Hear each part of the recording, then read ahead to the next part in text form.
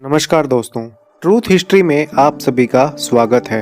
आज हम बात करेंगे रजिया सुल्तान की। रजिया सुल्तान का जन्म 1205 ईस्वी में हुआ था और उसने देश पर सन 1236 ईस्वी से लेकर 1240 ईस्वी तक शासन किया। रजिया सुल्तान दिल्ली के सिंहासन में हस्तक्षेप करने वाली पहली मुस्लिम महिला थी। उसने दिल्ली का शासन अपने पिता से उत्तराधिकार में प्राप्त किया था और 1236 में दिल्ली की सल्तनत बनी थी। रजिया सुल्तान बहुत ही बुद्धिमान, एक श्रेष्ठ प्रशासक और अपने पिता की तरह एक बहादुर योद्धा थी। इस तथ्य के बावजूद कि उसका प्रशासन मात्र 3 वर्षों के लिए था, इतिहास के पन्नों में उसके कार्य सुरक्षित हो चुके हैं। दिल्ली में रजिया सुल्तान का मकबरा उन्हीं सभी स्थलों में से एक है जो इस बहादुर महिला की स्मृतियों का स्मरण कराते हैं। वह पुरुषों की तरह सुसज्जित होकर खुले दरबार में बैठती थी। वह एक प्रभावशाली शासक थी और उसमें एक शासक के सभी गुण थे। बचपन और किशोरावस्था में गृहिणी समूह की महिलाओं से रजिया का संपर्क बहुत कम था, इसलिए वह मुस्लिम समुदाय की स्त्रियों के मूल व्यवहार को नहीं सीख पाई। वास्तव में सुल्तान बनने से पूर्व वह अपने पिता प्रशासन के नियमों की तरफ आकर्षित थी।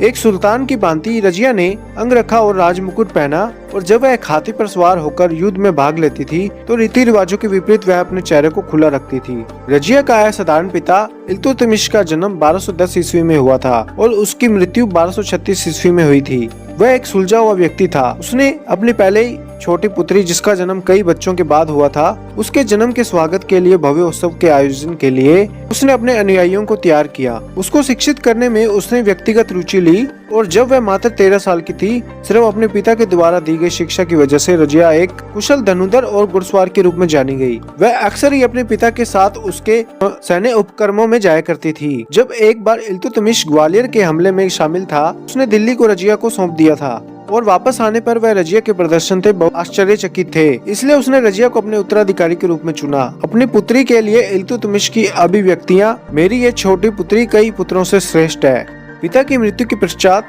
इल्तुतमिश के बच्चों में से एक रुकनुद्दीन फिरोज राजकाज में सम्मिलित था। वह लगभग 7 महीनों से दिल्ली की देखभाल कर रहा था। 1236 में रजिया सुल्तान ने दिल्ली के निवासियों की मदद से अपने भाई को पूर्णतः पराजित कर दिया और शासक बन गई। उस समय जब रजिया सुल्तान ने सिंहासन संभाला तो सारी परिस्थितियां पहले की तरह हो गई। राज्य के वजीर नीलाम अल मुल्क जुनैदी ने वफादारी करने से इनकार कर दिया और उसने कई अन्य लोगों के साथ मिलकर सुल्तान रजिया के खिलाफ उस समय के लिए युद्ध की घोषणा कर दी। बाद में तबशी मुइजी, जो अवध का विधि प्रमुख था, उसने सुल्तान रजिया की सहायता के लिए दिल्ली की ओर कूच किया। जब तक वह गंगेस को पार करता, उसका सामना उन नायकों से हुआ जो शहर के विरुद्ध युद्ध कर रहे थे। उन्होंने उसे बंदी बना लिया और उसके बाद उसका अस्तित्व समाप्त कर दिया। रजिया सुल्तान के कार्य। एक समझदार शासक होते हुए रजिया सुल्तान ने अपने अधिकार क्षेत्र प्रांत में विधि और पूर्ण शांति स्थापित की, जिसमें प्रत्येक व्यक्ति उसके द्वारा स्थापित किए गए नियमों और विनियमों का पालन करता था। उसने राष्ट्र के आधार का विस्तार करने का प्रयास किया, जिसके लिए उसके लेन देन विनिमय को बढ़ावा दिया। गलियों का निर्माण एवं कुओं की खुदाई आदि कार्य उसने करवाए। इसके अतिरिक्त उसने खोज कार्यों के लिए विद्यालय, संस्थाओं में स्थलों का निर्माण भी करवाया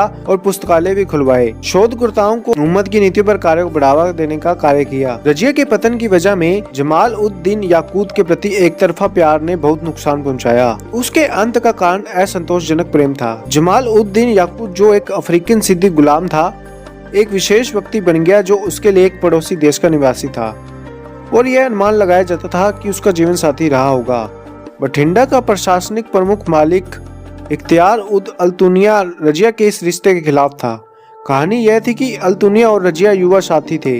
वह जैसे जैसे साथ बड़े हुए, वह रजिया पर बुरी तरह से मंत्रमुग्ध होने लगा था।